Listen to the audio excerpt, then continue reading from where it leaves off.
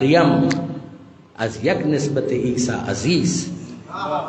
علامہ اقبال کہہ رہے ہیں، ان کا فارسی دیوان رموز بے خودی کے اندر مریم 19 اشعار ہیں مسلسل. میں سارے اشعار نہیں پڑھ رہا، مگر ذرا دیکھیے کہ ذہن کہاں تک گیا کہ مریم از یک نسبت عیسیٰ عزیز. ایک ہے کسی کا نسبتوں کے اعتبار سے تعلق، اور ایک ہے اس کا ذاتی شرف. ان دونوں باتوں کو ذہن میں رکھیے گا. بھائی اس کا تعلق باپ کون ہے، شوہر کون ہے، بیٹا کون ہے، بیٹے کون ہے، بیٹیاں کون ہیں، یہ. اور پھر اس کے اپنے ذاتی اوصاف، ان کا اخلاق کیا تھا، ان کا انداز کیا تھا، ان کا برتاؤ کیا تھا، ان کا بیہیویئر کیا تھا، ان کا رویہ کیا تھا، ان کی شخصیت کی ڈائمنشنز اس طریقے سے انالائز ہوتی ہیں. تو مریم از یک نسبت عیسیٰ عزیز، وہ کہہ رہے ذاتی شرف کی بات نہیں کر رہا، وہ تو بعد میں. پہلے تو صرف اتنا بتاؤ نسبتوں کے اعتبار سے، نسب کے اعتبار سے. شہزادی مریم چھوٹا مرتبہ نہیں ہے، بہت بڑی شخصیت ہے کہ جس کو پروردگار نے قرآن میں ایڈمائر کیا ہے. تو بہت بڑی شخصیت ہے، ان کا رتبہ کم کرنا مقصود نہیں ہے، مگر مریم مریم ہے، فخر مریم فخر مریم. مریم از یک نسبت عیسیٰ عزیز، کہ نسبتوں کے اعتبار سے جناب مریم کا شرف یہ ہے کہ وہ عیسیٰ علیہ السلام کی ماں ہے. مگر وہ کہتے ہیں اقبال کہ اس سے نسبت حضرت زہرا عزیز. جب نسبتوں کے اعتبار سے میں بی بی کو دیکھتا ہوں تو مجھے یہ پتا چلتا ہے کہ وہاں ایک نسبت تھی، یہاں پر تین نسبتیں ہیں کہ باپ کون ہے، شوہر کون ہے، اور بیٹے کون ہیں. علامہ رشید ترابی علی اللہ مقامہ اس کی شرح کرتے ہوئے انہوں نے یہ جملہ کہا تھا کہ اگر شعرا ہی سمجھیں گے، میں تو شاعر نہیں ہوں، شعرا سمجھیں گے. علامہ رشید ترابی کہتے ہیں کہ اس بات کو ایک شاعر سمجھ سکتا ہے کہ وہاں ہے مریم از یک نسبت عیسیٰ عزیز، وہاں تنہا مریم، وہاں ہے تنہا مریم، اور یہاں دوسرے مصرے میں مکمل مصرع اس سے نسبت زہرا نہیں، اس سے نسبت حضرت زہرا عزیز. وہاں تنہا مریم اور یہاں حضرت زہرا، اس سے نسبت حضرت زہرا عزیز کا تین نسبتیں ہیں حضرت زہرا کے ساتھ. اور پھر اس کے بعد ہر نسبت کے اعتبار سے 2 اشعار. میں تو فقط ایک شعر آپ کے سامنے پیش کر رہا ہوں باپ کی نسبت سے اور شوہر کی نسبت. ذرا دیکھیے، نور چشم رحمت للعالمین، نور چشم رحمت للعالمین، آن امام اولین و آخرین. نور چشم، یہ کس کی آنکھوں کا نور ہے؟ یہ بیٹی کس کی ہے؟ کہ نور چشم رحمت للعالمین، وہ کہ جس کو اللہ نے عالمین کے لیے رحمت بنایا، اس کی آنکھوں کا نور ہے فاطمہ زہرا. نور چشم رحمت للعالمین. اب ایک بات بتائیے، کوئی اور بھی صفت لقب پیش کیا جا سکتا تھا، مگر رحمت کا جو لفظ ہے اس کا انتخاب اقبال نے ایسا ہی نہیں کیا کہ نور چشم رحمت للعالمین، وہ جو عالمین کے لیے رحمت ہے اس کی آنکھوں کا نور ہے. کیا بھول گئے کہ پیغمبر اکرم کا کہنا ہے کہ بیٹی اللہ کی رحمت ہے؟ یعنی کیا مطلب کہ یہ جس کی آنکھوں کا نور ہے وہ ہے عالمین کے لیے رحمت، اور یہ اسی کی بیٹی بنی اس کے لیے رحمت.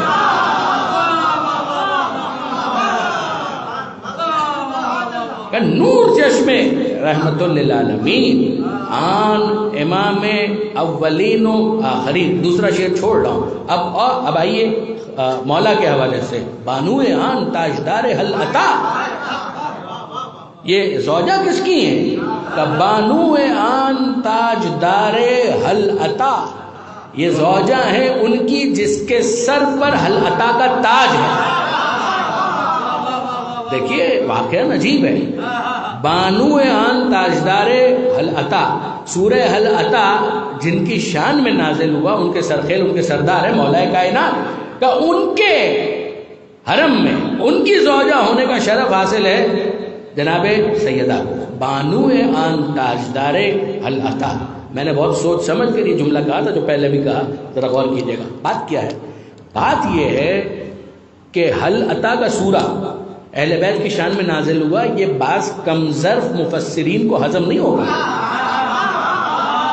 میں ان کے نام نہیں لے رہا لیکن آپ کو مل جائے گا. اچھا، اب اس پر شکوہ ایک طرح سے اقبال ان کی رد کر رہے ہیں کہ تم نہیں مانتے، نہ مانو، میں مانتا ہوں. اقبال شیعہ نہیں ہے، اقبال شیعہ نہیں ہے، مگر بہرحال محب اہل بیت ہے، تفضیلی ہے، خود ان کا وہ شعر ہے اس کی طبیعت میں تشیع بھی ذرا سا،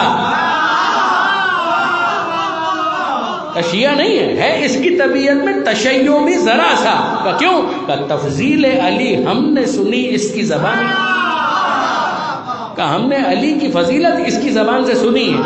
ایک مولوی صاحب کا تذکرہ کر رہے ہیں وہ اقبال، اپنا تعارف کروانے کے لیے کہ اقبال کون ہے اس کی طبیعت میں تشیع بھی ذرا سا، کیونکہ علی علی کرتا ہے، تفضیل علی ہم نے سنی اس کی زبانی۔ تو علامہ اقبال کہتے ہیں بانو آن تاجدار حل عطا۔ اب اقبال جو سمجھانا چاہ رہے ہیں نا وہ یہ کہ جناب سیدہ کا یہ شرف ہے کہ وہ جناب امیر کی زوجہ ہیں، لیکن امام شافعی کچھ اور کہہ رہے ہیں۔ امام شافعی ابھی دوسرا مصرع باقی ہے، مگر ذرا غور کیجیے گا اور رکیے گا۔ امام شافعی وہ بھی شیعہ نہیں ہے نا، عجیب بات، امام شافعی شیعہ نہیں ہے۔ اب ان کا شعر سنیے، ان کو بھی تانے دیے جاتے تھے، یہ شیعہ ہو گیا، شیعہ ہو گیا، شیعہ ہو گیا، علی علی کرتا ہے، اہل بیت کا ذکر کرتا ہے، ان کو بہت تانے دیے گئے۔ تو امام شافعی نے ایک شعر یہ کہا، الا ما و حتی متا۔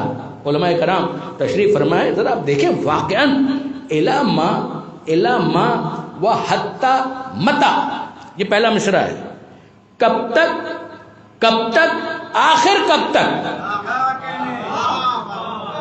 وہ فرسٹریٹ ہو کر اضطراب کہ ارے بھائی کیا ہے، میں نے کیا ایسا کہہ دیا، الا ما کب تک وہ حتی متا، آخر کب تک، اعاتب فی حب ھذا الفتى، اس جوان کی محبت پر کب تک مجھے برا بھلا کہا جائے گا۔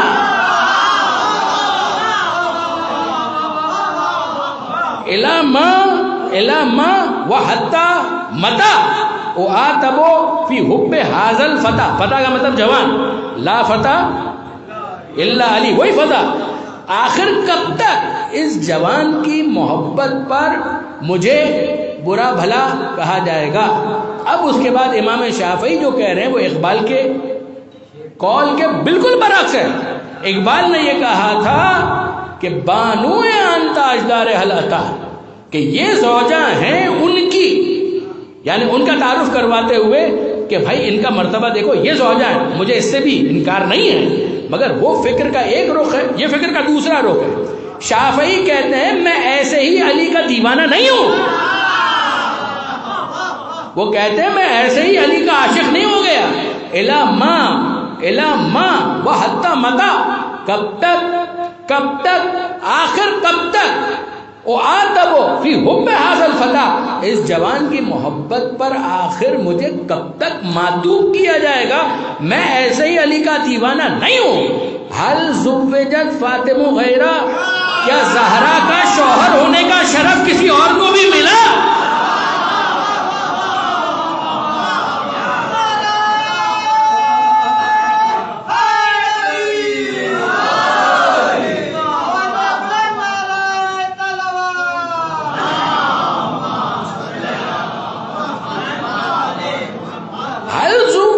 فاطمہ غیرہ، ارے زہرا کا شوہر ہونے کا شرف کسی اور کو ملا ہے؟ نہیں، کہ یہ شرف بہت بڑا ہے علی کا، کہ ایک یہ شرف وہ فی غیر ہی حل عطا، دوسرا کوئی ایسا ہے کہ جس کے لیے حل عطا کا سورہ نازل ہوا؟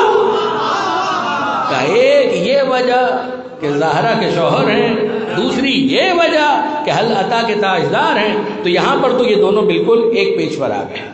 اقبال نے کہا بانو آن تاجدار حل عطا، اور پھر اقبال کہتے ہیں مرتضی مشکل کشا شیر خدا، وہ جس کی میں بات کر رہا ہوں وہ مرتضی ہے، مشکل کشا ہے، شیر خدا ہے۔ مشکل کشا، مشکلوں کو حل کرنے والا، دور کرنے والا۔ اب اگر کسی کو فتویٰ لگانا ہے تو وہ اقبال پر بھی فتویٰ لگائے کہ اقبال نے مشکل کشا مان لیا، مرتضی مشکل کشا شیر خدا۔ آپ نے غور فرمایا برادران عزیز؟ اور یہاں میر انیس کے ایک بند کو میں آپ کے سامنے پیش کروں۔ دیکھیے میر انیس نے اس حوالے سے جو ارشاد فرمایا شعراء کے سامنے گستاخی ہے، مگر بہرحال امید ہے کہ وہ مجھے معاف کریں گے۔ دیکھیے کیا انیس کا یہ جو بند ہے واقعاً کمال کا ہے، واقعاً کمال کا ہے۔ وہ فرماتے ہیں اللہ رے فاطمہ کی بزرگی زہ شرف، نسبتوں کے تعلق سے اور پھر ذاتی، دو چیزیں، دو بند فقط اور گفتگو مکمل. اللہ رے، وہ اقبال نے کہا مریم از یک نسبت عیسیٰ عزیز، اسے نسبت حضرت زہرا عزیز. اب ذرا دیکھیے انیس کیا کہہ رہے ہیں.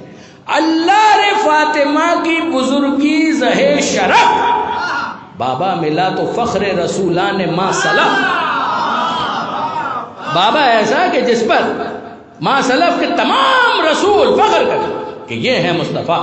اللہ رے فاطمہ کی بزرگی زہ شرف، بابا ملا تو فخر رسولان ما سلف. شوہر ملا امیر عرب اور شہ نجف، اللہ نے حسین و حسن سے دیے خلف.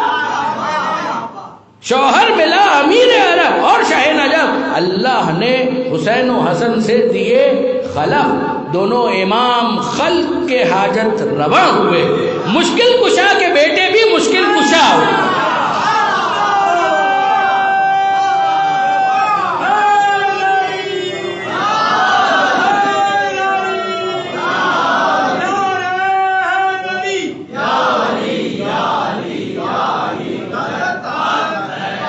وہ اقبال نے کہا مرتضیٰ مشکل کشا شیر خدا علی کے تعارف میں، اور یا انیس کہہ رہے ہیں دونوں امام خلق کے حاجت رواں ہوئے، مشکل کشا کے بیٹے بھی مشکل کشا ہوئے. اور جب ذاتی کمالات لکھنے کے لیے انیس نے قلم اٹھایا تو خود کو ڈانٹ دیا.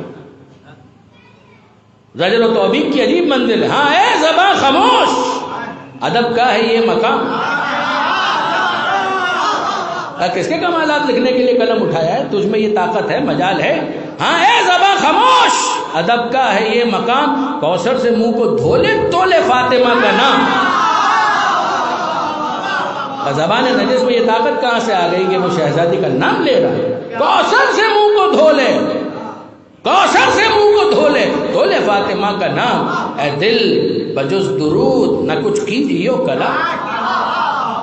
کہ تو کہنا چاہتا ہے، سوچنا چاہتا ہے، لکھنا چاہتا ہے، کہ نہ سوچنا ممکن، نہ کہنا ممکن، نہ لکھنا ممکن. انہوں نے کہا میں کہنا چاہتا ہوں. ہاں اے زباں خاموش، ادب کا ہے یہ مقام. کوثر سے منہ کو دھولے تولے فاطمہ کا نام. کہ میں سوچنا چاہتا ہوں، اے دل بجز درود نہ کچھ کیجیو کلام. کہ میں لکھنا چاہتا ہوں، اے کلک اپنے سر کو جھکا دے با احترام. قلم کلک قلم رکھ دے، جھک جا. یعنی کیا مجال کے کرتاس پر تو کچھ قلم کر سکے، رقم کر سکے، کچھ قلم بند نہیں کر سکتا. اے کلک اپنے سر کو جھکا دے با احترام، رکھ دے قلم. واپس سنیے گا. ہاں اے زباں خاموش، ادب کا ہے یہ مقام. کوثر سے منہ کو دھولے تولے فاطمہ کا نام. اے دل بجز برود نہ کچھ کیجیو کلام. اے کلک اپنے سر کو جھکا دے با احترام. کاغذ پہ پہلے سورہ مریم کو دم کروں، میں لکھوں گا مگر کاغذ پہ پہلے سورہ مریم کو دم کروں، تب فاطمہ کی عصمت و عفت رقم کروں.